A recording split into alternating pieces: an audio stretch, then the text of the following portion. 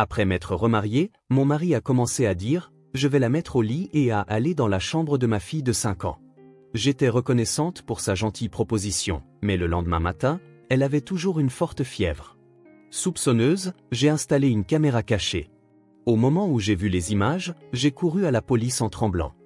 Avant de commencer l'histoire, n'oubliez pas de laisser un like et de vous abonner à la chaîne pour voir plus d'histoires comme celle-ci.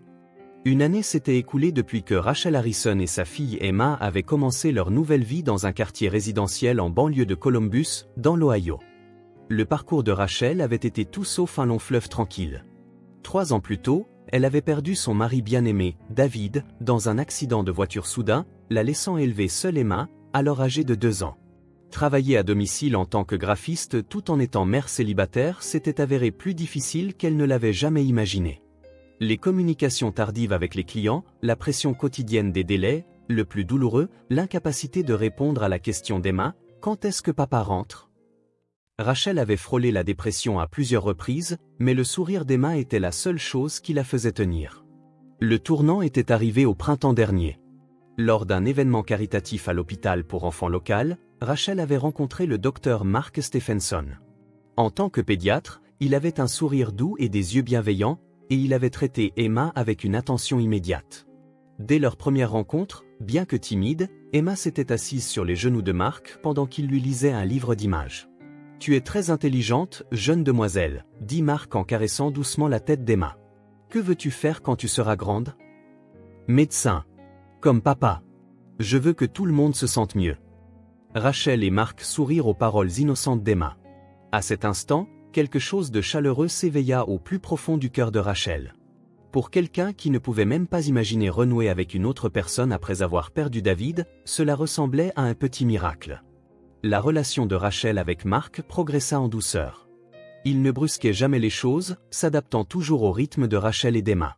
Le week-end, ils allaient tous les 3 au zoo, et quand Emma tombait et pleurait, Mark soignait avec précaution son genou écorché. Grâce à ses connaissances médicales et à sa gentillesse, Emma s'attacha rapidement à Mark. Après 8 mois de relation, Rachel et Mark se marièrent. Bien que la cérémonie fût modeste, Emma servit de demoiselle d'honneur, et l'église était remplie de sourires chaleureux. À leur retour de lune de miel, ils emménagèrent tous les 3 dans une nouvelle maison en banlieue. Mark avait choisi la maison, une demeure à 2 étages aux murs extérieurs blancs et au toit bleu, avec un grand chêne dans le vaste jardin. La nouvelle chambre d'Emma se trouvait au 2e étage, décorée d'un adorable rose et blanc, avec des images de ses licornes préférées ornant les murs. À côté de son lit se trouvait une petite bibliothèque garnie de livres d'images sur la médecine et de contes de fées que Mark lui avait achetés. « Alors, comment trouves-tu ta nouvelle maison, Emma ?» demanda Mark, et Emma courut dans la pièce avec enthousiasme. « Je l'adore. »« Merci, papa Mark. » En observant l'interaction entre son mari et sa fille, Rachel sentit son cœur se réchauffer. Bien que la tristesse d'avoir perdu David ne guérirait jamais complètement, un nouvel amour et un nouvel espoir prenaient définitivement racine.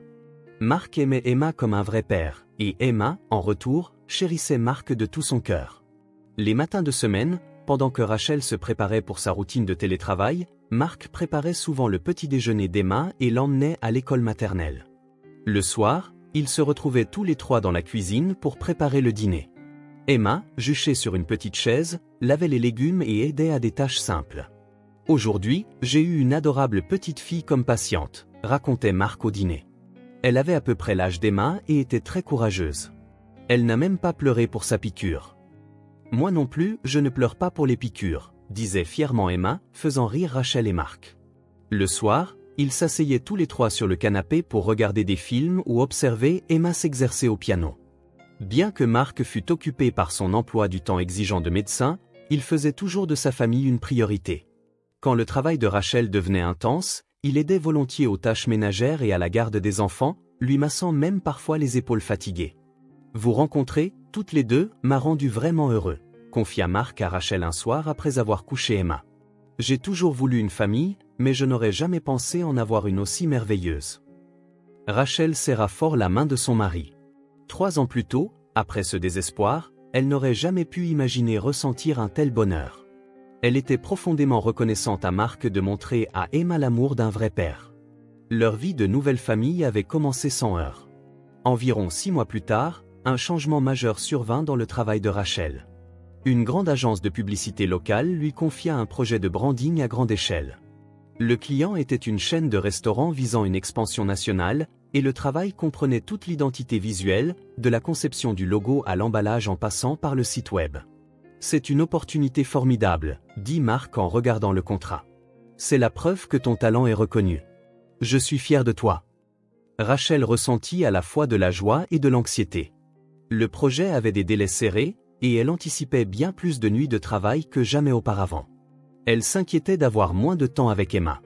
Mais j'ai peur de ne pas pouvoir passer de temps avec Emma, murmura Rachel. Marc sourit doucement. Ça ira. Je suis là, n'est-ce pas? Laisse-moi m'occuper d'Emma. Rassurée par ces paroles, Rachel se jeta à corps perdu dans le projet. Cependant, les premières semaines furent plus difficiles qu'elle ne l'avait imaginé. Les demandes de révision du client s'accumulaient et le travail se prolongeait au-delà de 23 heures chaque soir. C'est alors que Marc fit une proposition inattendue. Rachel, à partir d'aujourd'hui, je vais coucher Emma. C'était fin septembre, une nuit où le vent d'automne commençait à se faire sentir. Alors que Rachel travaillait sur son ordinateur, Marc entra dans le bureau avec une tasse de café. « Mais j'ai toujours été celle qui lui lisait une histoire », répondit Rachel sans quitter l'écran des yeux. « Tu as un travail important à faire. De plus, Emma et moi aimerions passer plus de temps ensemble. En tant que père, je veux approfondir mon lien avec elle. » Les paroles de Marc étaient empreintes d'une affection sincère. Rachel se tourna pour regarder son mari. Elle ressentit une gratitude renouvelée pour sa gentillesse à faire passer la famille en premier malgré son travail exigeant de médecin. « Tu es sûr? Parfois, Emma n'arrive pas à dormir sans moi. »« Ça ira. En tant que médecin, j'ai beaucoup d'expérience avec les enfants et Emma me fait confiance. Tu peux te concentrer sur ton travail l'esprit tranquille. » À partir de cette nuit-là, Marc se chargea de coucher Emma. La première nuit, Rachel n'arrivait pas à se concentrer et ne pouvait s'empêcher de s'inquiéter de ce qui se passait à l'étage. Mais elle pouvait entendre la voix douce de Marc lisant un livre d'images, mêlé au rire joyeux d'Emma. « Papa, lis encore ce livre une fois. » La douce voix d'Emma résonna dans le couloir. « Il est tard maintenant, arrêtons-nous là pour aujourd'hui. »« Je te le relirai demain » vint la réponse douce de Marc, et bientôt le silence s'installa.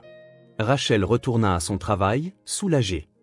Grâce à Marc, elle pourrait se concentrer sur son projet. Quelques jours plus tard, Emma commença à dire des choses étranges au petit déjeuner. « Maman, papa Marc et moi, on a un secret. »« Un secret? Quel genre de secret ?» demanda Rachel en remuant son porridge. « C'est un secret, alors je ne peux pas te le dire, mais c'est un secret très important, dit Emma à voix basse.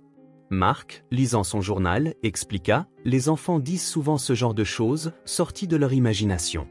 C'est probablement sa façon de dire qu'elle passe un moment spécial. Rachel fut d'accord. Il était courant que les enfants décrivent un moment privilégié avec un adulte comme un secret. De plus, c'était merveilleux que la relation entre Marc et Emma s'approfondisse. Cependant, les discours d'Emma sur les secrets devinrent plus fréquents de jour en jour. Papa Marc et moi, on a quelque chose de spécial rien qu'à nous. Papa m'apprend des choses importantes. Mais c'est un secret pour maman. C'est papa qui me l'a dit. Au début, Rachel trouva cela attachant. Il était naturel que des liens spéciaux se créent entre un beau-père et sa belle-fille. Cependant, chaque fois qu'Emma disait « secret pour maman », elle commença à ressentir un léger malaise. Un matin, alors qu'Emma se préparait pour l'école, le téléphone sonna. C'était Madame Wilson, son institutrice. « J'aimerais vous parler d'Emma. Elle semble avoir un peu changé ces derniers temps. » « Comment ça ?» Rachel devint inquiète. Elle est devenue plus silencieuse qu'avant et ne participe plus aussi activement au jeu avec les autres enfants. De plus, elle semble parfois absente. Rachel sentit sa poitrine se serrer. Depuis que son travail était devenu intense, elle avait certainement moins de temps pour observer attentivement le comportement d'Emma. « Y a-t-il eu des changements à la maison ?» demanda Madame Wilson. « Pas de changement majeur, mais récemment mon travail a été très prenant, alors c'est mon mari qui s'occupe de la coucher. » Je vois. Elle est peut-être un peu déroutée par le changement d'environnement. Je la garderai à l'œil et je vous recontacterai si quoi que ce soit se présente. Après avoir raccroché, Rachel s'en voulut. Elle avait été si absorbée par ce projet important qu'elle n'avait pas remarqué les changements de sa fille. Ce soir-là, en allant chercher Emma, Elle était en effet plus silencieuse qu'auparavant et ne parla pas beaucoup des événements de l'école pendant le trajet en voiture. « Emma, qu'as-tu fait à l'école aujourd'hui » Même lorsque Rachel posait la question, elle n'obtenait que des réponses courtes comme « des choses normales ». Au dîner, Emma picorait sa nourriture et ne bavardait pas comme d'habitude. Même lorsque Marc dit « J'ai eu un patient intéressant à l'hôpital aujourd'hui », Emma se contenta de hocher la tête. « Emma, tu te sens malade quelque part » demanda Marc avec inquiétude. « Non, ça va » répondit Emma doucement. Mais son expression manquait de son éclat habituel. Rachel devint anxieuse et consulta Marc ce soir-là. L'institutrice a appelé, disant que le comportement d'Emma a changé. Elle a dit qu'elle était plus silencieuse ces derniers temps. Marc fronça les sourcils. « Je vois. J'étais un peu inquiet aussi d'un point de vue médical. Elle semble un peu fatiguée. C'est peut-être parce que c'est le changement de saison, une période où les enfants sont sujets aux maladies, mais elle n'a pas de fièvre et son appétit est raisonnablement bon. Les enfants sont plus sensibles aux changements environnementaux que les adultes ne le pensent. Avec ton emploi du temps chargé et le changement de routine, elle se sent peut-être un peu anxieuse. » L'explication de Marc semblait logique. Rachel faisait confiance à l'expertise médicale de son mari. Observons-la. Si les choses ne s'améliorent pas, nous pourrions envisager de consulter un spécialiste en psychologie pédiatrique, suggéra Marc. Cette nuit-là, Rachel termina son travail plus tôt et se joignit au coucher d'Emma. Cela faisait un moment qu'ils ne s'étaient pas tous les trois réunis dans la chambre d'Emma pour lire des livres d'images. « Je suis contente que maman soit là aussi. » Emma afficha un sourire pour la première fois depuis un moment. « Je suis désolée, Emma. Maman a trop travaillé. » Rachel serra sa fille dans ses bras. « Bon courage pour ton travail, maman. » Emma caressa doucement la joue de Rachel avec sa petite main. À cet instant, Rachel sentit son cœur se réchauffer par la gentillesse de sa fille. En même temps, elle sentit fortement qu'elle devait consacrer plus de temps à Emma. Cependant, dès la semaine suivante, les exigences du client devinrent encore plus strictes, et Rachel retourna à ses nuits de travail tardives. Marc continua de se montrer compréhensif et prit en charge les soins d'Emma. « Je veux soutenir tes rêves. Laisse-moi m'occuper d'Emma. » Soutenue par les paroles de Marc, Rachel se concentra sur son travail. Octobre arriva, et l'automne de l'Ohio s'intensifiait.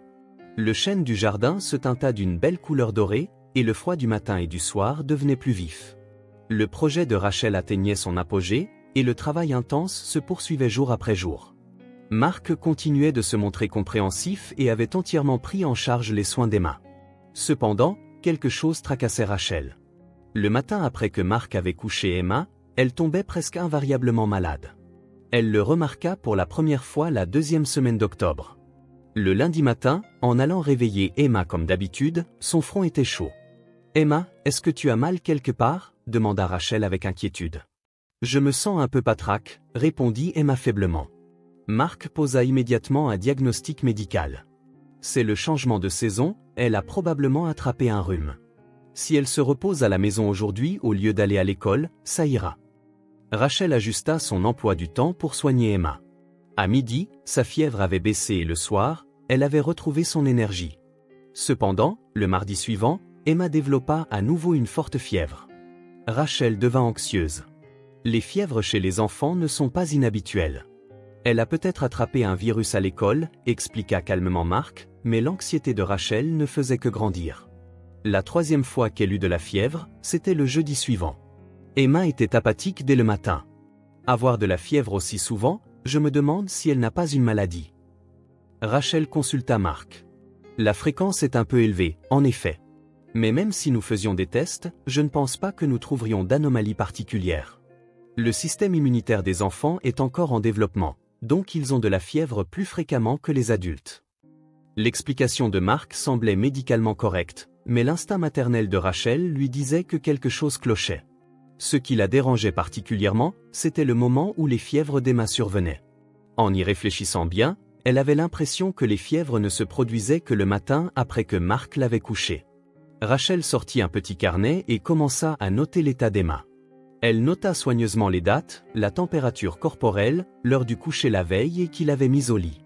Après une semaine de relevé, le schéma devint évident. Le matin après que Marc l'avait couchée, Emma avait invariablement de la fièvre. Quand Rachel la couchait, elle n'avait jamais eu de fièvre. « C'est trop parfait pour être une coïncidence », murmura Rachel en fixant ses notes. Cependant, elle doutait aussi de sa propre pensée. Marc était pédiatre et un beau-père aimant qui adorait vraiment Emma. Il n'était pas le genre de personne à faire du mal à Emma. Il devait y avoir une autre raison. Un soir, Rachel décida de parler franchement à Marc. « Marc, j'ai remarqué quelque chose. Chaque matin après que tu as couché Emma, elle a de la fièvre. » Marc leva les yeux de son journal, l'air troublé. « Je pense que c'est une coïncidence. Les jours où je la couche sont généralement ceux où tu es occupé et fatigué, non ? Emma ressent peut-être ta fatigue et tombe malade à cause du stress. » Cette explication semblait également plausible. Rachel pensa qu'elle devenait peut-être trop névrosée. Cependant, le lundi suivant, Emma développa à nouveau une forte fièvre. Emma semblait respirer difficilement et ses symptômes paraissaient pires que d'habitude. « Marc, ne devrions-nous pas la faire examiner à l'hôpital cette fois ? » « Tu as raison.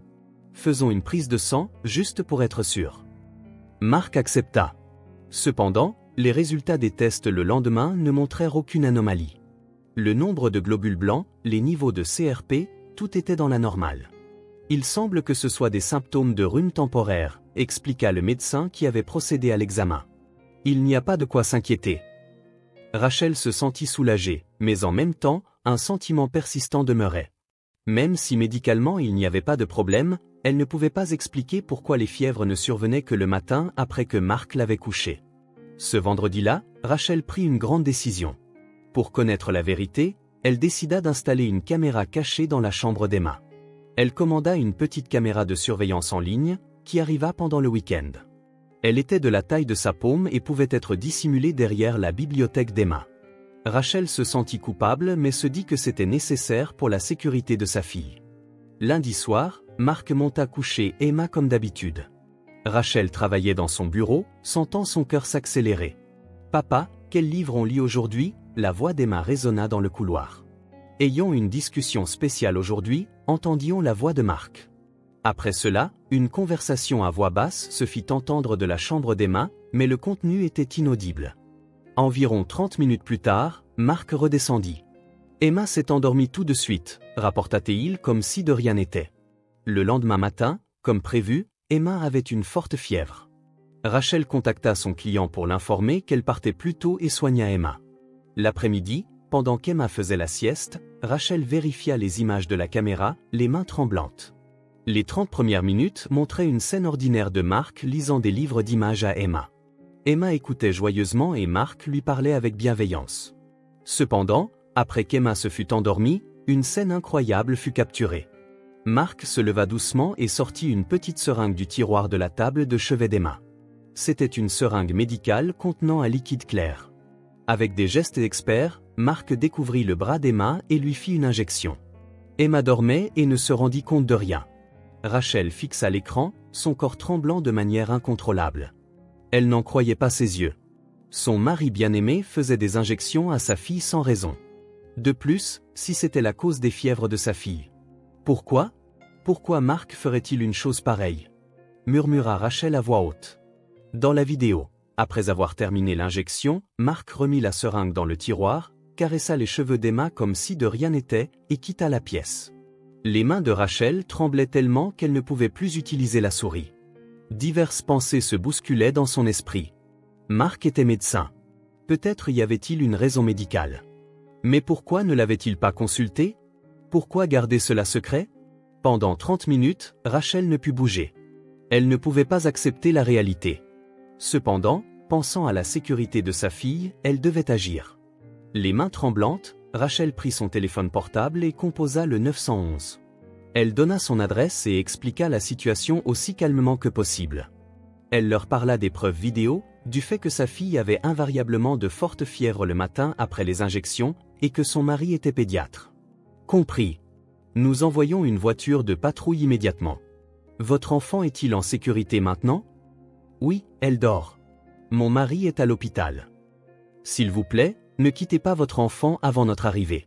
Si vous sentez un danger, quittez la maison immédiatement. Après avoir raccroché, Rachel se précipita dans la chambre d'Emma. Sa fille dormait encore. Ses joues étaient rouges de fièvre. Rachel serra la main de sa fille et des larmes se mirent à couler. « Ça va aller, Emma. Maman va te protéger. » La voiture de patrouille arriva 20 minutes après l'appel de Rachel. Quand les 2 policiers sonnèrent à la porte, Rachel se hâta vers l'entrée. Emma dormait toujours avec une forte fièvre, et Rachel s'inquiétait de la laisser seule, mais elle devait expliquer la situation. « Madame Harrison, veuillez nous en dire plus sur ce que vous avez signalé » dit l'officier plus âgé, le sergent Johnson, d'une voix calme. Rachel expliqua toute la séquence des événements d'une voix tremblante.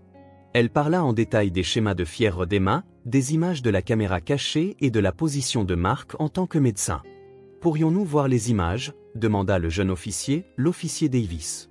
Rachel les conduisit tous les 3 dans la chambre d'Emma et lança la vidéo sur son ordinateur portable.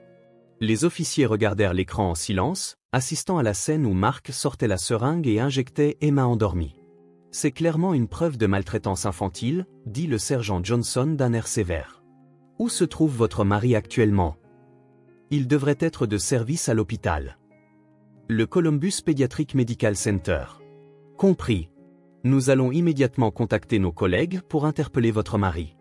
Nous devrions faire hospitaliser votre fille en urgence. Comme nous ne savons pas ce qui a été injecté, nous devons assurer sa sécurité. » L'esprit de Rachel était en ébullition. Elle ne pouvait accepter la réalité que son mari bien-aimé serait emmené comme un criminel. En même temps, elle comprenait que la sécurité de sa fille était la priorité absolue. 1 heure plus tard, Rachel et Emma furent transportées en ambulance au Columbus Pediatric Medical Center. Ironiquement, c'était l'hôpital où Mark travaillait. À leur arrivée, l'hôpital était en pleine effervescence. La nouvelle de l'interpellation de Mark par la police s'était répandue parmi le personnel. Emma fut admise en unité de soins intensifs pédiatriques, et des analyses de sang et un diagnostic détaillé commencèrent. Rachel attendit les résultats dans la salle d'attente, réfléchissant à tout ce qui s'était passé. La gentillesse de Mark, son amour pour Emma, tout cela n'était-il qu'un mensonge? Le soir, le docteur Miller, le médecin traitant d'Emma, apparut avec les résultats des tests. Elle avait une expression sérieuse. « Madame Harrison, tout d'abord, concernant l'état de votre fille, il n'y a pas de danger vital. Cependant, les analyses de sang ont montré des résultats intéressants. » Quel genre de résultats? Rachel tremblait d'anxiété. Le sang d'Emma ne montre aucune détection de médicament qui causerait de la fièvre. Au lieu de cela, nous avons détecté un médicament appelé inhibiteur de l'interleukine. Quel genre de médicament est-ce? Il est principalement utilisé pour traiter les maladies auto-immunes et les maladies inflammatoires héréditaires. En particulier, il est souvent utilisé pour traiter une maladie héréditaire appelée fièvre méditerranéenne familiale. Rachel ne comprenait pas la terminologie médicale. Alors, Mark n'injectait pas à Emma des médicaments qui la rendraient malade? Cette possibilité est faible. Ce médicament a des effets anti-inflammatoires et préviendrait en fait la fièvre, expliqua le docteur Miller, l'air perplexe. À ce moment, le son de pas pressés résonna dans le couloir de l'hôpital. Le docteur Kevin Ryan apparut, essoufflé. Il était un collègue de Mark et un spécialiste en génétique pédiatrique. « Rachel, c'est terrible. J'ai parlé avec Mark. Il est complètement anéanti, mais il y a quelque chose d'important à propos d'Emma. » « Quoi donc ?» Rachel se leva. Le docteur Ryan prit une profonde inspiration avant de commencer à parler. « En fait, Emma a une maladie héréditaire appelée fièvre méditerranéenne familiale. Mark le savait et lui administrait secrètement un traitement. » Rachel s'effondra sur sa chaise. « Que dites-vous? Emma est une enfant en bonne santé. Lors de l'adoption, tous les examens de santé n'ont montré aucune anomalie. » « Rachel, avez-vous déjà dit à Mark qu'Emma avait été adoptée ?» demanda doucement le docteur Ryan. « Bien sûr. Avant le mariage, je lui ai tout raconté de mon passé, que j'avais eu une fille biologique, Marie, avec mon premier mari, David, que j'avais perdu Marie à cause d'une leucémie, et que j'avais ensuite adopté Emma. » Le docteur Ryan et le docteur Miller se regardèrent. « C'est différent de ce que Mark m'a dit. Il semble avoir mal compris ce que vous lui avez dit, » dit le docteur Ryan en choisissant ses mots avec soin. « Mark pensait qu'Emma était votre fille biologique avec David et qu'elle avait eu une leucémie.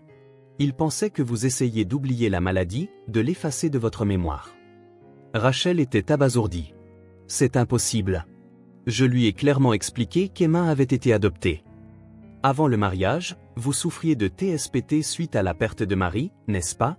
Mark a peut-être essayé de vous protéger en évitant de confirmer la vérité, ajouta le docteur Miller. La fièvre méditerranéenne familiale est une maladie héréditaire fréquente chez les personnes d'origine moyen-orientale. Sans traitement approprié, elle provoque des fièvres élevées périodiques et de fortes douleurs abdominales, et dans les pires cas, peut entraîner une insuffisance rénale. Mais j'ai des informations détaillées sur les antécédents d'Emma de l'agence d'adoption, dit Rachel, confuse. Est-ce que Marc a déjà vu ces documents? Demanda le docteur Ryan. Rachel réfléchit. En effet, elle n'avait jamais montré à Marc les documents détaillés. Elle avait seulement expliqué verbalement les antécédents médicaux d'Emma comme étant ceux d'une enfant en bonne santé. Le docteur Ryan continua, Marc pensait que vous ne pouviez pas supporter la peur de perdre un autre enfant. Alors, il a caché le véritable état de santé d'Emma et a continué le traitement en secret. Il essayait de protéger Emma à votre insu. Mais pourquoi a-t-elle de la fièvre si elle est traitée? Expliqua le docteur Miller. Le traitement de cette maladie est complexe. Il peut falloir du temps pour que le médicament fasse effet, et au début, les symptômes peuvent ne pas être complètement supprimés. Marc ajustait probablement progressivement la posologie. Rachel se prit la tête entre les mains. Tout était parti d'un malentendu.